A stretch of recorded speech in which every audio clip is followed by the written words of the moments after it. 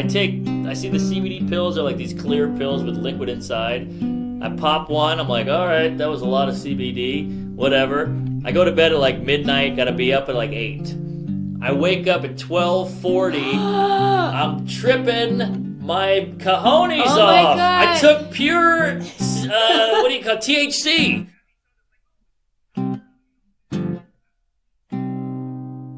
Welcome to I'm Trying, guys. The show where we try and record the intro over and over again. And we don't get through it because my cat is visiting from Canada and Jacob is distracted. Yeah. And I'm distracted because Jacob's distracted. Ooh. And he's twerking right now. Not twerking. What you doing, boy?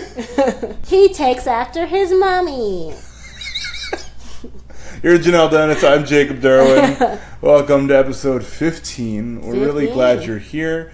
This is a very exciting episode, mainly because Jhanelle's cat is visiting from Toronto, and I'm petting him right now, and everything is great. And he's on borrowed time, or was on it, because he was saved from a shelter. Yeah. And look at him now, living in the lap of luxury. Yeah, this couch right here, lap of luxury. Yeah. He's I shouldn't have called him French. We have so many nicknames for him, but he should be Will from Fresh Prince. He should be Fresh instead of French. I mean, that's pretty good. I'm going to be honest with you. I really like French as a name, though. Like, I think it's a really great cat. You thought because Montreal? I'm sure. French Canadian. I just think it sounds good. If I'm being honest, like I'm on board with just phonetically nice sounding names. And the nickname is Frenchie, obviously. Well, I mean, that's perfect. It's such a good thing. It's a good thing. Your cat's a good thing. Anyways, he's our Will. He's a good boy. What were the shows that you watched growing up? Because for me, it was Fresh Prince, Saved by the Bell. Sure. Those shows were around. I was a little young, I think, to really appreciate them when they happened. Mm-hmm. I felt like I really was raised on like game shows and. Which ones? Wheel of Fortune? I mean, to a degree, yeah. I mean, obviously, everyone knows my Survivor affiliation, but like I would like watch Game Show Network with my buddy Brian for like hours, like Press Your Luck and Who Wants to Be a Millionaire and The Weakest Link and Lingo and I don't know Lingo. Yeah, it's like it's think Wheel of Fortune, but like actual effort and with like individual words instead of phrases. That's not fun. Oh no, it's good. It's high energy. It's good. There's a match, old match game, like 1970s match game. Okay. They do like these old. Did you guys have reruns. Supermarket Sweep? Yes. I'm pretty sure that's Canadian. Yeah, I'm sure there's versions in both. I'm sure. I don't know. I want to claim it. I'm pretty sure it's Canadian, and then it was syndicated and. Perhaps I'm pretty sure there was an American version. I could see it being born in Canada as a show. I feel like the American capitalism. They're like, we don't want to show the brands unless you're gonna pay us some good money. I mean, hey man, Price is Right's been making a business out of that forever, man. That's true. I actually have a song that mentions Supermarket Sweep in it. There you go. What shows did you grow up on? If not, did you at least have Animaniacs? Okay, so the CW cartoons, like Animaniacs and stuff, once again, I was very young. Yeah. I appreciated them as a kid, but not more fully until I was older. Mm-hmm. I remember, like, for me, it was like Teen Titans on Cartoon Network was a big one. Justice League. In terms of the goofier stuff, it was really all the superhero stuff. That more than I think about it, honestly, it was a lot of that stuff. It's a good one that's before my time. Sure. Super Friends. Yeah, for sure. Yeah, because they messed up so much. It was so hilarious. Well, there's a lot of stuff from like Animaniacs, that era of like the Spielberg cartoons that should have never gotten through. Just like really like jokes that should not have made it. And there's like but with Super Friends, it was actual like errors. Yeah, that's funny. Like it was even just grammatical. They just said things that didn't make sense. It's hilarious. I guess when I think about it, it was a lot of Nickelodeon for me, like a lot of Rugrats, Fairly Odd Parents. Okay, that kind of stuff was big too in terms of like the cartoony things. That was right in my era of like being a kid. In terms of those kinds of shows. Yeah, but it was also like, Legends of the Hidden Temple, like that kind of crap. Like, I ate it up. You know what I mean? Anything that's, Nick Arcade, all that kind of stuff. A lot of Nickelodeon. All the weird ones too. I remember like going to my friend's house and watching like the secondary Nickelodeon channels that had all the weird Nicktoons. See, now this is going this is going over my Yeah. head because in Canada we got a fraction of I bet. syndicated shows. Do you remember like Jenny, My Life as a Teenage Robot, or Kappa Mikey? I don't think we got any Yeah, of a lot of weird stuff there too. And then there was also a healthy dose of anime as a kid, for sure. Your One Piece, your Naruto, your Pokemon, your Yu-Gi-Oh, that kind of stuff. Yeah. Those were big for me. Canadians were slept on when it came to the early 90s shows. We had a show called Ready or Not. Ready or Not? About this girl, Amanda, and her friend Busy. And it's just two girls being irreverent and hanging out. And Cool. But that sounds like such a letdown. But look up Ready or Not. It's actually good. I mean, I miss what I want. I want that era of 90s sitcoms to come back. Or even late 80s sitcoms, like A Different World. A lot of it is. We're Even Sanford and Sons. Actually, bringing it back to our guest, Mark Normand, his Twitter photo is Red Fox.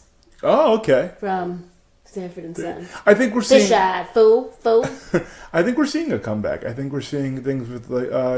what was it, One Day at a Time that just got taken off Netflix, unfortunately. There's a lot of like, you know, one set kind of three camera style sitcoms that are still popular. And I guess we're seeing a lot more of like the kind of Brooklyn Nine-Nine, Mike Schur style, The Good Place kind of taking that place in terms of the comedy realm. But there's still a lot of shows that are appearing on like, you know, what was it, TBS, so that are still following that kind of original format. And on top of that, we're seeing a lot of updates. You know what I mean? I mean, I don't know if you liked Fuller House or Girl Meets World, but like we're seeing a lot of that still. Why would you bring up the G word to me? Girl? The G3 words to me. Gold Guns Girls? No. Golden Girls is actually an amazing show.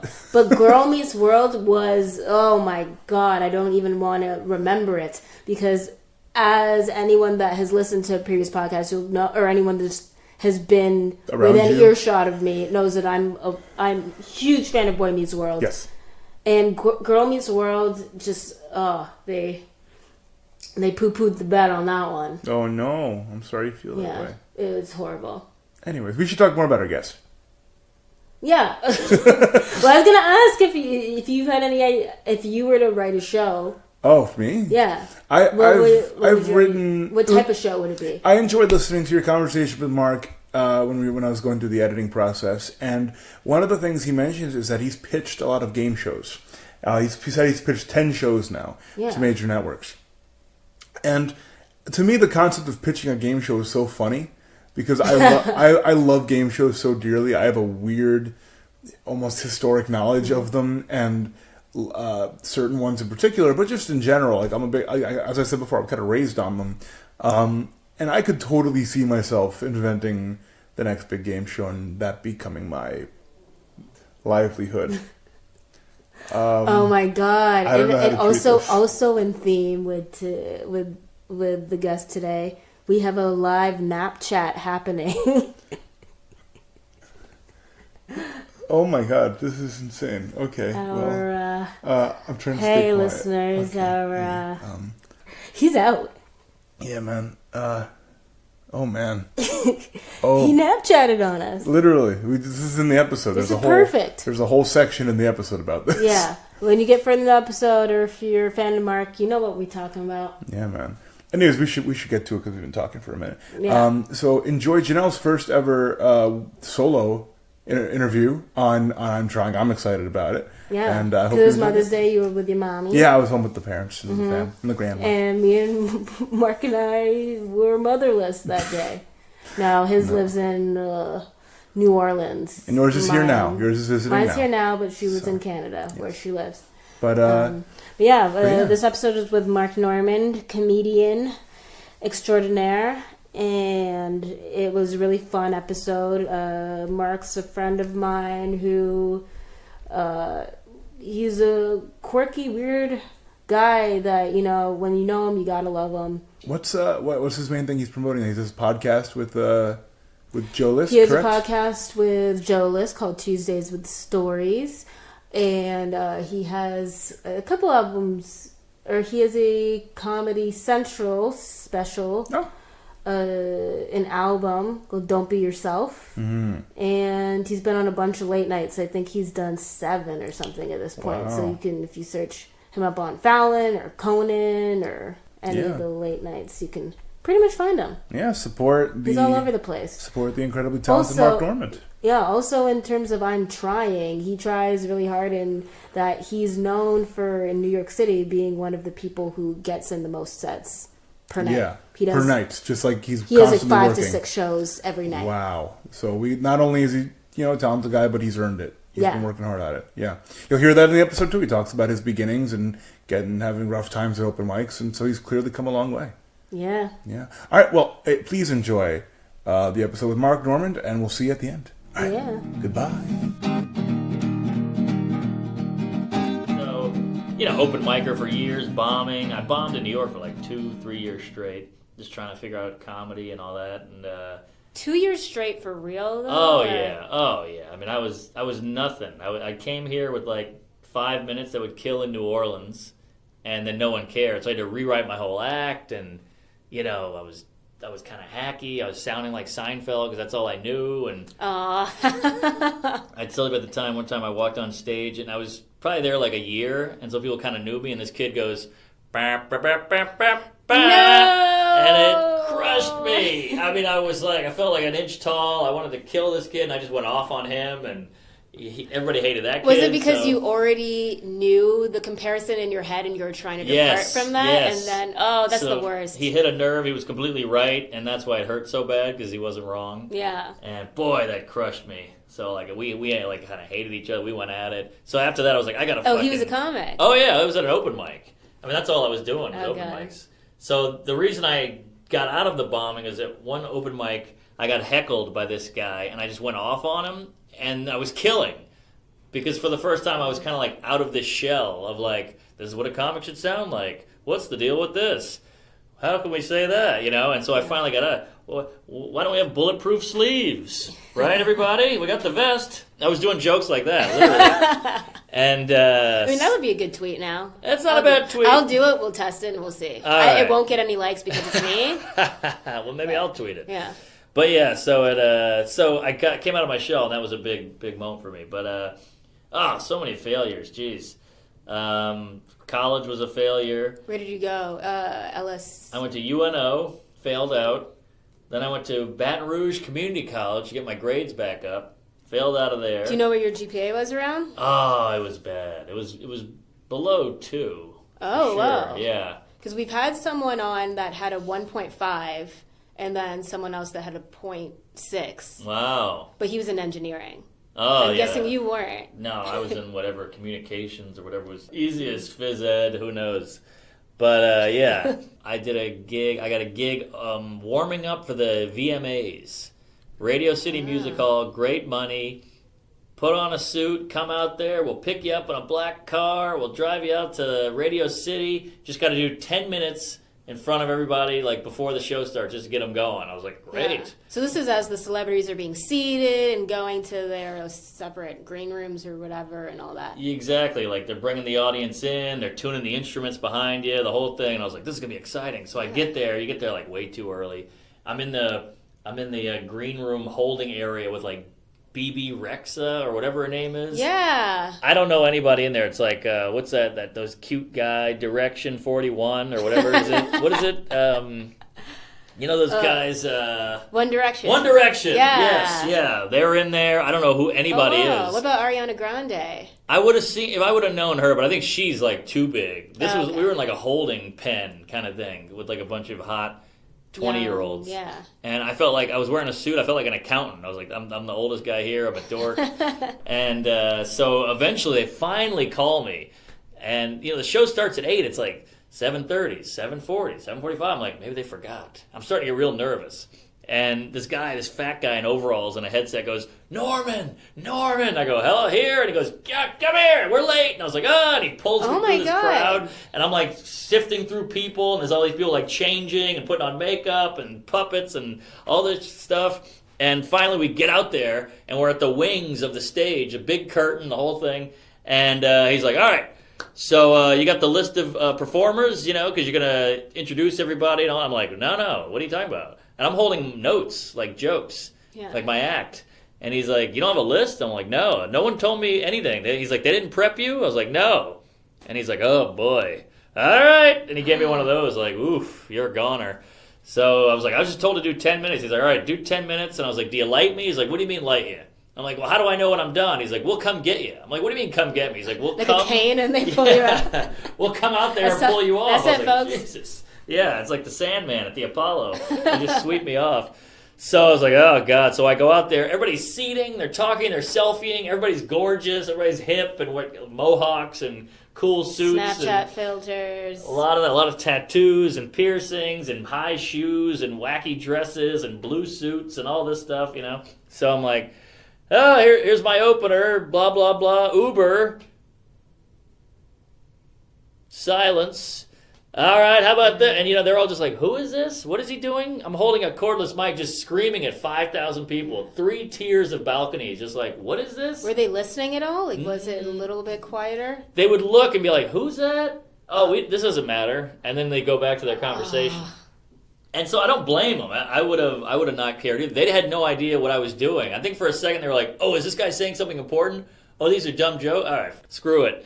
So, yeah, that was a big failure, and Scott Rogowski is in the front row, and he's dying laughing. He's the only guy laughing because he's my friend who sees me being miserable, and he just walks up to the stage. Wait, where did you see him from? Like, what was your vantage point of him? I was on a high stage, and he was like in the front, first or second row, and he just walked up to the stage, so he was like up to my knees, like laughing at me, and. I mean, it was great. J-Lo walked past me at one point with A-Rod, and I could see Pete Davidson. I saw Ariana Grande in the distance, and, like, Fallon was somewhere. It was horrible. I'm bombing in front of all these celebrities. I remember Did J-Lo look and listen? She walked right by me, and I went, J-Lo, because I was so desperate. I was bombing so bad. I was like, J-Lo, and I, like, reached out to her, and she was like, don't touch me. Yeah, like, ran away, and A-Rod was like, easy, buddy. So it was a wild, wild bomb, and I was bombing so hard that Scott Rogowski got in front of me and selfied me bombing. No, he did not. Yeah, which is I thought it was hilarious. And it was the longest 10 minutes of my life. I probably did like 9. 10 minutes? Yeah, I was sweating bullets. It was so bad. At one point I was like, do you guys even care? What am I doing here? I'm trying to like get their attention, and they just weren't having it. And the guy eventually was like, I had to save you. You only did 9 minutes, but he pulled me off. And then the show started. Oh, man. It was a rough. So how rough did he bomb. pull you off? Was he in your ear? Or No. he just actually physically came out He there? came out there. He was about 10 feet away from me going, hey, come here, like pulling me in like that. Like, come on, buddy. Reel it in. And I was like, oh, okay. And I just ran towards him. Yeah, it was rough.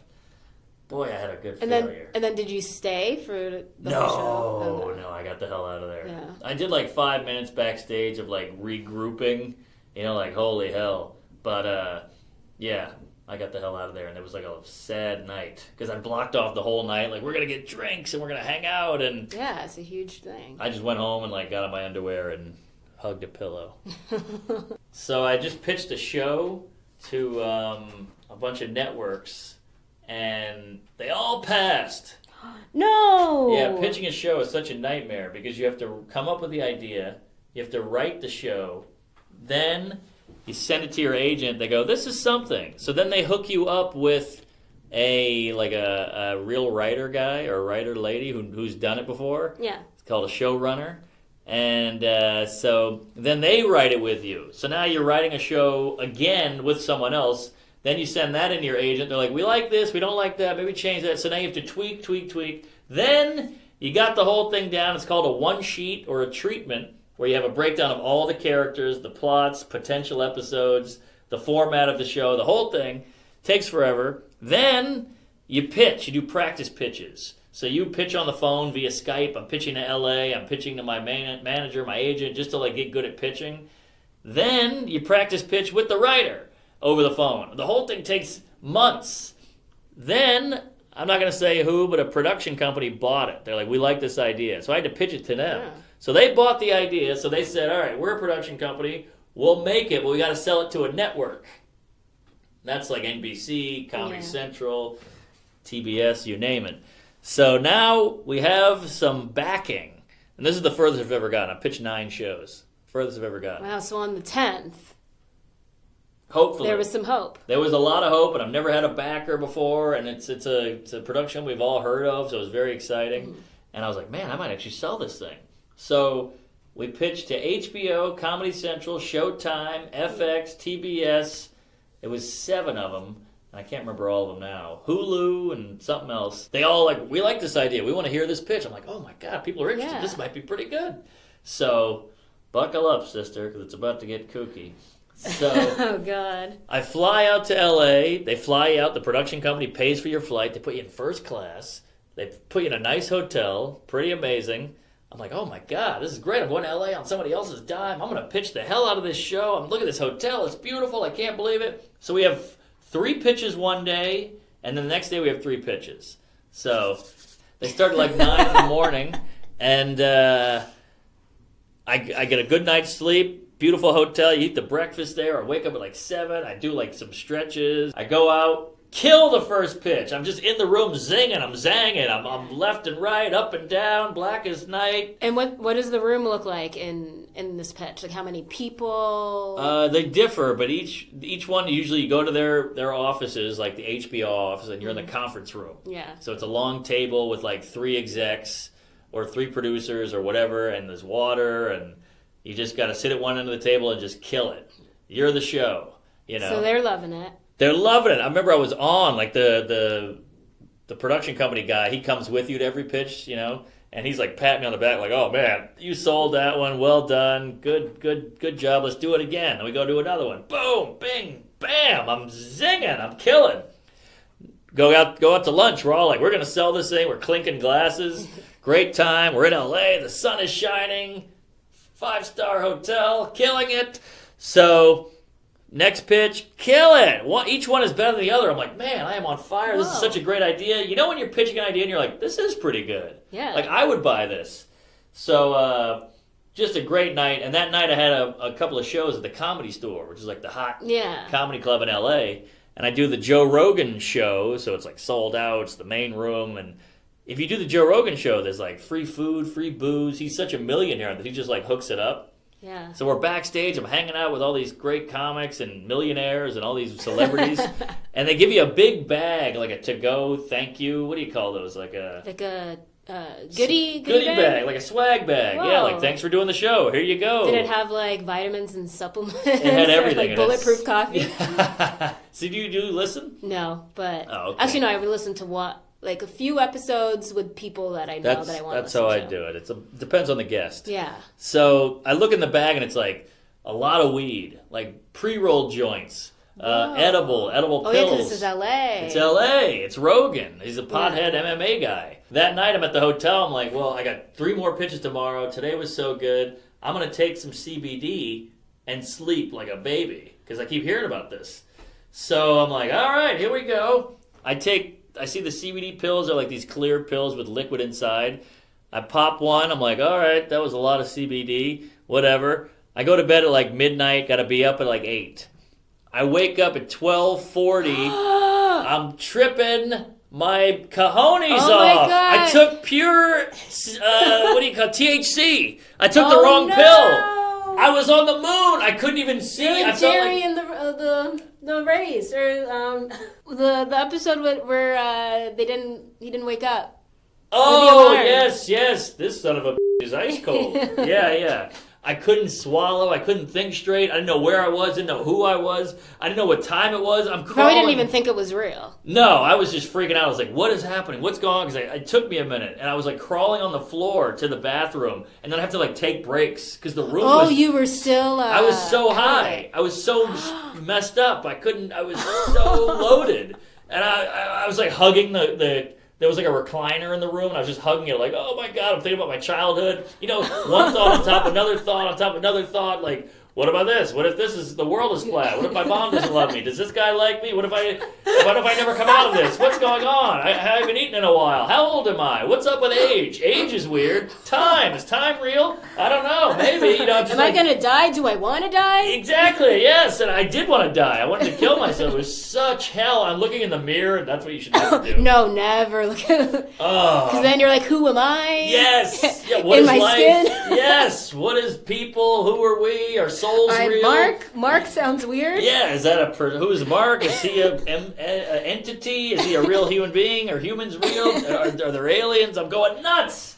And I'm just like trying to puke it out. It's so overwhelming. I just want it to end. Yeah. And I'm so high, and each minute feels like an hour. And oh my God. I'm just thinking like, oh my God, I have a pitch. I have 3 pitches tomorrow. I can't do it. I'm freaking out. Like, I kind of, I was nervous to pitch, but I kind of like... You didn't have a pitch that day, though. 3. Oh, right. That's what I'm saying. I had 3 the first day, 3 the next day. I'm in LA. I'm a New York guy, so being in LA is like a big deal. These pitches are a huge deal. This network is this production company is relying on me. They're flying me out first class. They're putting me up. So finally, I'm like, just go to bed. Just try to go to bed. So I'm just laying there, and closing my eyes was making me nauseating because I was like spinning and flipping and vertigo and all this. So you two came in the room. Yeah. So eventually, now it's 2 a.m, 3 a.m, 4 a.m. I'm like, I got to be up at 8, and I'm like on no sleep. So I just call my manager. So did you even leave the hotel that day? No, oh God, no. I couldn't barely leave the bathroom. Like, leaving the bathroom would be a thing. The idea of going outside, all the windows, shutters were drawn. The idea of just outdoors was too much.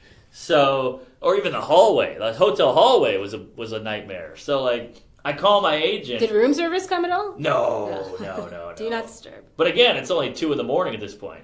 So I call my manager probably about 4. He's been going on these pitches with me. He's picking me up, and we drive me around. And I'm like, I leave him a message. I'm like, hey, man, I'm all messed up. I'm high out of my mind. I took the wrong stuff. I'm freaking out. I can't do the pitches. George is dead. Call me back, kind of thing. So he doesn't, he wakes up at 7:30. He's brushing his teeth, checks his match. He's like, what the hell? And he calls me. He's like, I'm coming over. What hotel? What's the room number? I'm like, I don't know where I am. I don't know. And he comes over, and he's like furious at me. He's like looking at all the pills. He's looking at the gift bag. Like, what did you do, you idiot? We have these pitches. It's been set up for months, and they flew you out there. He's furious. There's no sympathy at all, which I get. He's like shaking me. He's like throwing water at me, like slapping me. Like, come on, snap out of it. I'm like, I can't. I wish I could. I would love to snap out. I'm on no sleep now. I've been high the whole night. And I'm miserable. I hate it. I want to kill myself. I'm in my underwear. I'm wearing a bra and panties, just like shaking on the floor. And he's like, God, get it together. So we have 3 pitches. One at 9, one at like noon, and one at 3. And he's like, all right, the 9 o'clock is out because it's already like 8:30. He's like, the 9's out. He's on the phone with them. He's got food poisoning. He's puking all over the place. I don't know what he ate. Blah blah. So the 9 has been rescheduled or canceled. He's like, we're going to make the noon, though. We're doing the noon. I'm like, I don't think I'll be able to make it. Really? 10 o'clock Even rolls then? around. 11 o'clock rolls around. No way. I mean, you're supposed to take, like, with a brownie, you're supposed to take, like, 10%, 15%, whatever. Time. Is it? No, milligrams. 10 milligram, 15 milligram, maybe. I took 100 milligrams. So I am just on the moon. Like, I could have been hospitalized. That's how messed up I was. So he's like, okay, well, we're going to make the noon. I'm like, you don't want me going in there like this. Look at me. I look like an addict. I look like a lunatic. I'm foaming at the mouth. My eyeballs are popped. I haven't slept. My hair's all messed up. I got BO. I'm gay. So I was screwed up. So now 11 o'clock rolls around. I'm like, I can't do it. He's like, you're going. I'm like, I cannot go. You're going to have to drag me out of here. And he's like, jeez Louise, what are we going to do? So now he's going to get on the phone. Yeah, he's still puking. He's not going to make the... And they're like, really? He's here. Well, you might as well just do it. I mean, I know he's a little sick, but just bring him in. We'll go easy on him. And I'm like, I can't face anybody. I just can't do it. They couldn't, Weekend at Bernie's you at all? Well, the anxiety was so bad that I would have just gotten in the room and be like, well, because you got to bring it on these. There's no, like... But you wouldn't even know what I wouldn't know what was up. I would have forgotten the whole pitch because I had it all memorized, and every character I had memorized, every plot line, every format, every title, everything was gone. It was all out of my brain. This would have turned into like the Eric Andre show. Yeah, exactly. That would have been it. It would have just been me pitching Adult Swim. So He's like, all right, well, we're doing the 3. You're going to the 3 o'clock. This is HBO or whatever. You can't miss HBO.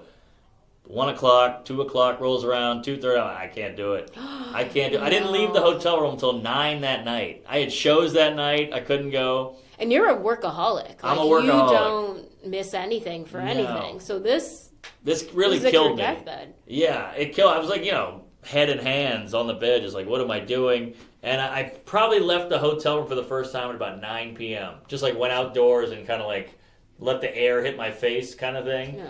And so they rescheduled everything. I had to fly back to LA 3 times because each one wouldn't coordinate with the other. They were booked up. So I had to fly to LA, do the pitch. Pitch went great. Fly home. 2 days later, fly to LA, do the pitch. Pitch went well, fly home. So the whole thing was ruined. And then a week later, they all passed. So it was all that for nothing. Talk about failure. Well, Nothing. Nothing came of it. It was all for naught. I mean, it was cool that one production company got behind it and flew me out a bunch and all that. But all of that work, all of the pitching, the practice pitching, the writing. Like a week ago, literally, they were like, yeah, we're going to pass. We liked it. Good pitch. Great pitch. Very entertaining. But no thank you. So that's 10 shows now that I've had fail. I pitched a game show. I pitched another sitcom years ago. I pitched so many reality show ideas. So many like Tosh.0 type shows. Adam Ruins Everything types. No dice. And then this one, I was right there. I thought I had it, and I overdosed on drugs. Uh-oh, your mom's calling. It's Mother's Day. Oh, what a bad daughter. But I called her before, and she said, I'm watching the baseball game right now. Wow. That's the call most me later. Jamaican mom thing I've ever heard. She loves her Jays. Running gag, running bit. Your Snapchat stuff. Yeah. Which I'm not offended, but for anyone who's been listening knows that I have narcolepsy. Oh, you do? Yeah. Oh, I knew that. Sorry. So it's Snapchat is my life. I never thought about that. Anytime, anywhere. To narcoleptics. Yeah. Fascinating. And it isn't, to me, I find it hilarious seeing people sleep. There's nothing worse than being caught sleeping publicly. Yeah. You know how it started? How? Well, I was such a bad alcoholic that I would fall asleep on the train. I got robbed twice from falling asleep. What? Yeah. This is in New York? Yeah, I got mugged 3 times in the first year I lived here. Oh my God. Yeah. You're always getting robbed. Oh, Did you get robbed? As a kid, I got robbed a ton. Well, I always kind of grew up or was in poor areas because I grew up pretty poor, and then I moved to New York, and I was super poor open micer. Yeah. So it's going to happen. Well, you're the worst target. I know. I'm a sitting duck. But, plus I had the booze in, so I was like sleeping on trains. Guys were going through my pockets. I went and drank in Hell's Kitchen. I got hammered. I was walking home, and I'm like, let me just take a little nap in this little doorway. Just a quick nap before I head back to Brooklyn. It's going to take 3 hours. Yeah. And I fell asleep. I wake up. There's 5 guys going through my pockets. And I go, what the hell? I'm so drunk. And one of them goes, he's getting up. And then hit me, and I went out again. I woke up. Everything was gone. Wallet, keys, joke book, phone. Oh, no. Not the joke book. Everything. Yeah. Who takes keys? Like, what are you going to do with my keys? You don't know where my house is in Brooklyn. So, yeah, the Snapchat was, all my friends would see me sleeping, and they would take a photo of me. Oh. And so I would just post those, and they would get a lot of hits. People like, because it's something vulnerable about it, you posting a photo of you sleeping. And then we live in New York. We're all on top of each other. So there's a guy on the train dozing off. There's a guy at Barnes & Noble sitting in a chair. He's out. There's a guy at Forever 21 who's waiting for his girlfriend, so he's out. There's a guy here. There's a guy there. There's this. So I do everything but hobos. Because I feel like that's a little bad taste. But, it's caught on. I'm getting Snapchats. People are sending them to me from Europe and Israel and Australia and Mexico, all kinds of stuff. So it's pretty cool. Oh, people from all walks of life. Recently, there was a guy that looks exactly like you. I thought it was you. Yes, on the subway in New York. I was like, oh, there's another me out there. The Snapchat is fun because it's like in the moment. You just caught somebody. Yeah. So and then you get to label what type of Snapchat it is. Is it lovey-dovey? Is it a drunk? Group. Is it a group? Is it a 3-way? Is it a double? Is it a single? It's fun. Hat trick. Whatever you want to call it. I see that becoming a site and having the... I I can't say that on this, but the categories. Yes, yes. And then a little chat pop-up goes, hey, are you looking to sleep somewhere in Brooklyn? There you go. There's so many people with nice pillows and sheets waiting for you. Yeah. And on the rare occasion, I'll get a, hey, this is me, please take that down. I didn't know somebody was photographing me. Yeah, which is a good sign, because that means people are really seeing. Yeah, that means the reach is there. It's getting there, yeah. So we ask the same question to everybody. You know, after you go through something like this, so I guess in your case specifically, that pitching mayhem or fiasco and feeling so down and out about, you know, not being picked up, what's something that you turn to for like comfort or relief or something that makes you feel better when you bomb or show doesn't get picked up? Or it's cheesy, but I remember the thing about the pitch not getting picked up is I'm just out with friends or wherever I am, and I just get an email like, oh, if you read this email from my manager, and then they're just all laughing and talking, and I have to read this like, yeah, HBO pass, Comedy Central pass, TBS pass. I'm like, God, each one's like a blow. And you just have to put your phone away and kind of go back to I don't want to bring anybody down with my stuff, so I just kind of go back into it.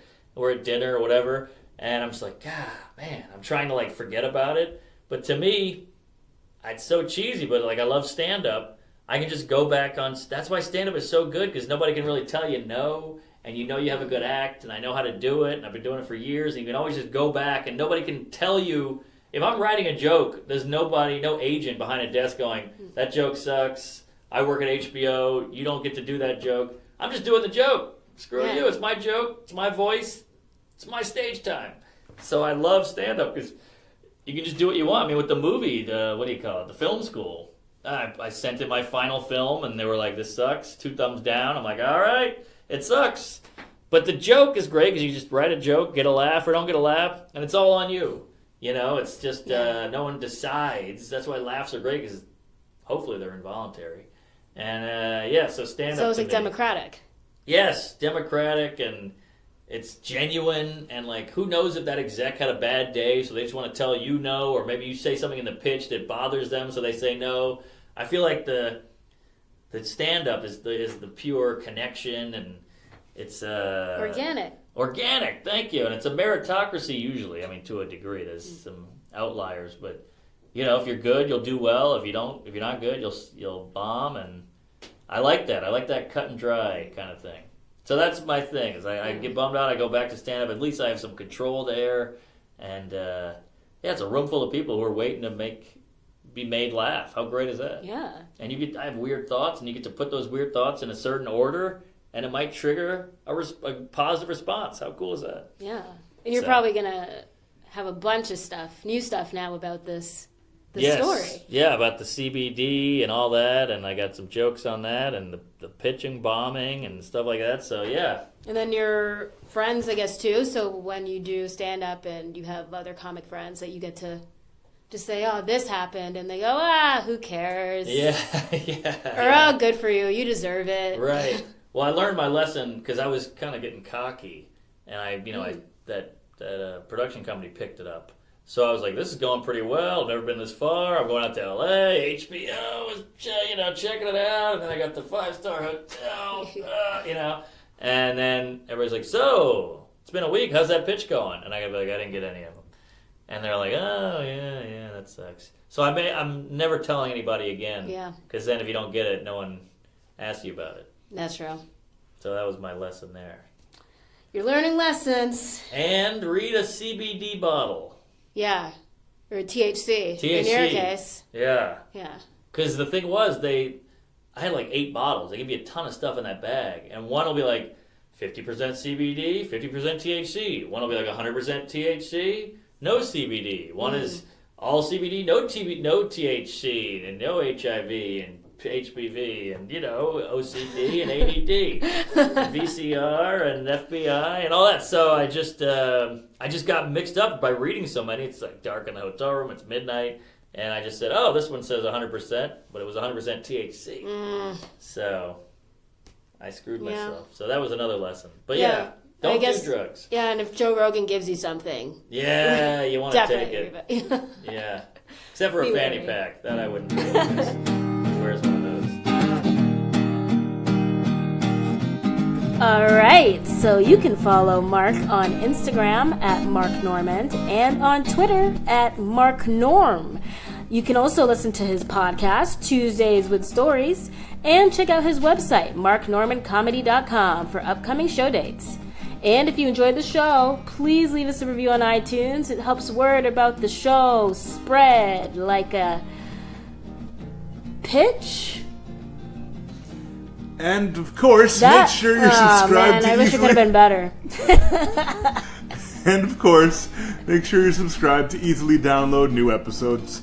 I'm Trying is hosted, edited, produced, and scored by Jhanelle Dennis and me, Jacob Derwin. Our cover art was created by the fabulous Sammy Kappa. See more of her work at sammykappa.com. That's SAMICAPPA.com.